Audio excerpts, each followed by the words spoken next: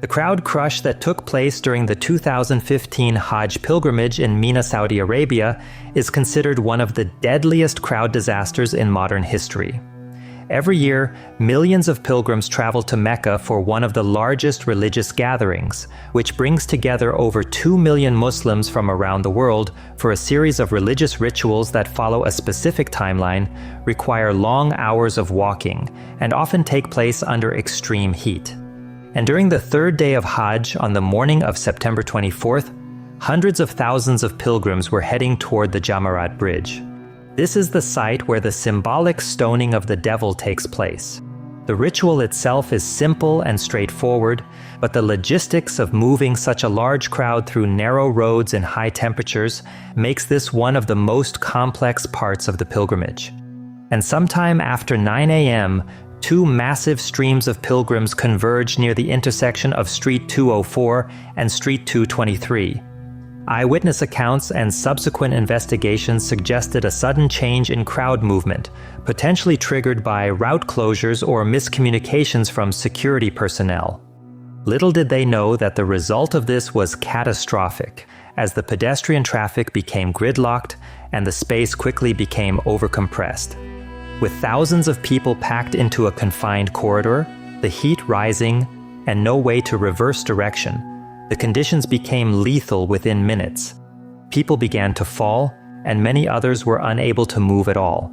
And there was no immediate way to relieve the pressure, as emergency responders faced major delays getting into the area due to blocked access points and the overwhelming density of the crowd. The Saudi government later reported 769 deaths, along with over 900 injuries. However, multiple countries with citizens involved in the incident, as well as international news agencies, later compiled data suggesting that the death toll was significantly higher. But to this day, the exact number has not been officially revised or confirmed. This is the story of the 2015 crowd crush in Mina, one of the deadliest crowd management failures in recent history.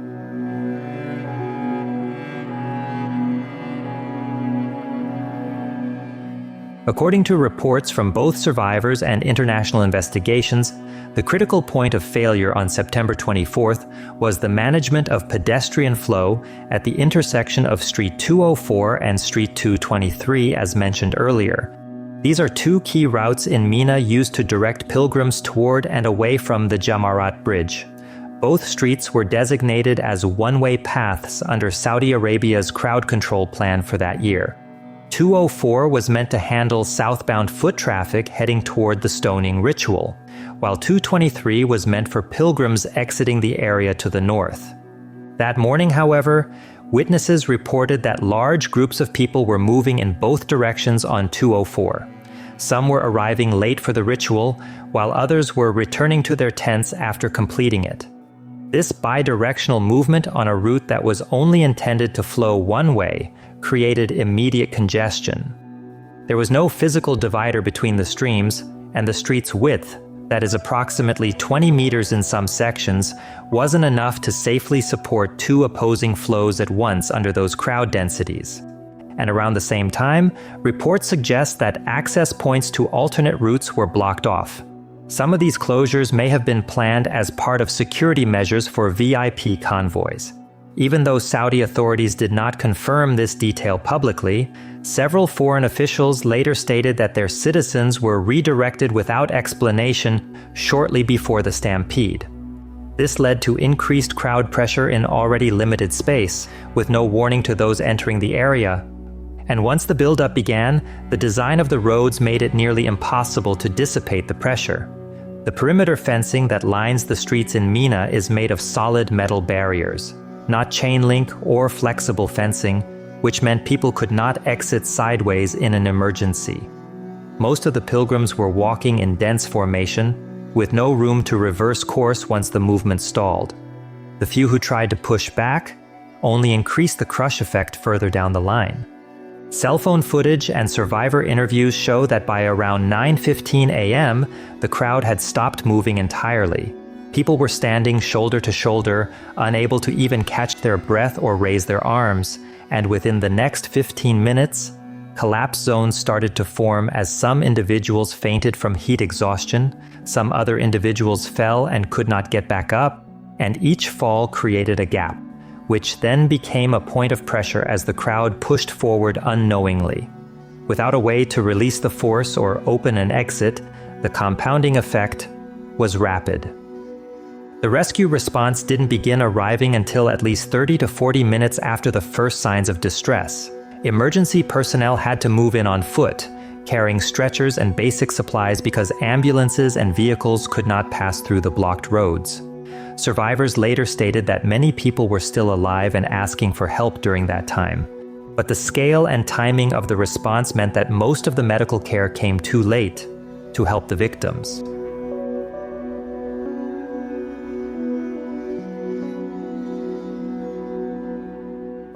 A few hours after the stampede, the Saudi Civil Defense issued a statement on Twitter confirming an incident had occurred in Mina. The first official death toll was announced at 717 people, with 863 reported injured, and was later updated slightly to 769 dead and 934 injured. This would become the last official revision from the kingdom. The authorities also did not provide a comprehensive investigation report to the public. Saudi officials attributed the cause of the incident to undisciplined pilgrims, who they said had failed to follow instructions. And at a press conference the next day, Saudi Health Minister Khalid Al-Fali stated that the tragedy would not have occurred if the pilgrims had followed the instructions.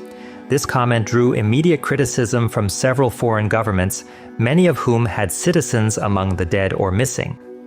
Iran had the largest number of fatalities with over 460 confirmed deaths, and its officials were the most outspoken.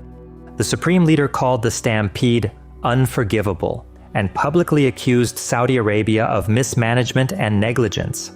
About a week later, however, Iran's health minister unexpectedly thanking Saudi rescue teams and calling the tragedy beyond human control. But by then, Iran's supreme leader had already called the incident unforgivable, and the calls for accountability had already in motion. Other countries, including Nigeria, India, Indonesia, and Egypt, issued statements demanding clearer explanations. Some requested independent investigations, but no international inquiry was granted. The Saudi government maintained that it was capable of handling its own internal review, and that the incident did not require external oversight. International media then began compiling their own death tolls, using embassy statements and verified lists of victims released by individual governments. The Associated Press, Reuters, and the New York Times all published tallies exceeding 2,000 confirmed dead. As of 2025, that higher figure is still widely cited by international human rights groups, although Saudi Arabia has not acknowledged it. And a few weeks after this, the Saudi government formed a committee to investigate the incident, but the findings were never made public. No high-ranking officials were held publicly accountable. There was no televised inquiry, no release of communications logs, and no information about possible route closures that may have triggered the crowd convergence. Instead, state media emphasized the logistical success of the overall Hajj operation, highlighting the millions who completed the pilgrimage without incident. King Salman later pledged to improve safety and crowd management for future Hajj seasons, but few details were shared about how the system would be restructured, or whether foreign observers would be included in any future planning. And for the families of those who died, many were not informed for several days. Identification of the victims was slow and complicated by the fact that most pilgrims do not carry personal identification papers while in religious garments. And because of this, several governments chartered their own teams to travel to Saudi Arabia and assist in identifying remains, but in many cases, victims were buried in Saudi territory before families were notified or given a chance to claim the bodies.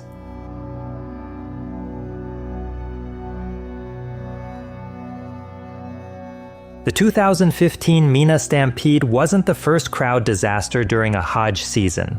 It was the deadliest, but not the first, and not the only one that raised questions about systemic failures in planning, infrastructure, and crisis response. There have been at least 8 to 10 major fatal incidents during Hajj since the 1970s, many of them caused by overcrowding, miscommunication, or sudden congestion at high-traffic ritual sites. And the Jamarat area in Mina has been a recurring focal point.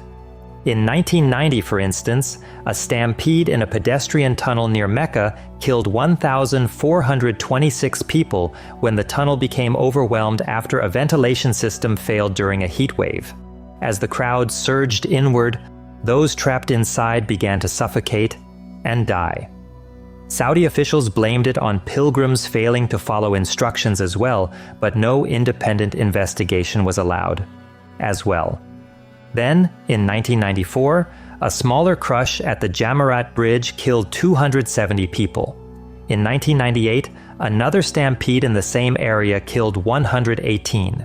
And in 2001, 2003, and 2004, crowd collapses during the stoning ritual led to more deaths, each time followed by promises to improve crowd control systems and infrastructure. The most significant reform before 2015 came after the 2006 disaster, when 364 people died in another Jamarat Bridge stampede. And in response to this particular incident, Saudi Arabia launched a major redevelopment project. The old single-level bridge was replaced with a multi-tiered structure meant to reduce bottlenecks. The new system included designated entry and exit routes, computerized surveillance, and tens of thousands of deployed security personnel. Saudi authorities described it as one of the most advanced crowd management operations in the world, and for several years, there were no major fatal incidents at Mina. Until 2015 came, and some of the same structural vulnerabilities had returned. Many of the technological upgrades were not consistently maintained.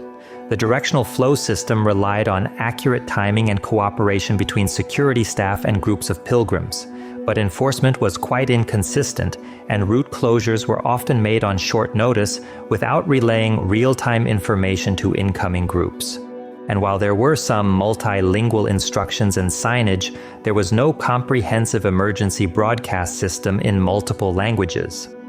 Critics, including some former safety consultants hired by Saudi agencies, have pointed out that while the physical infrastructure of Mina had improved, the real problem was procedural.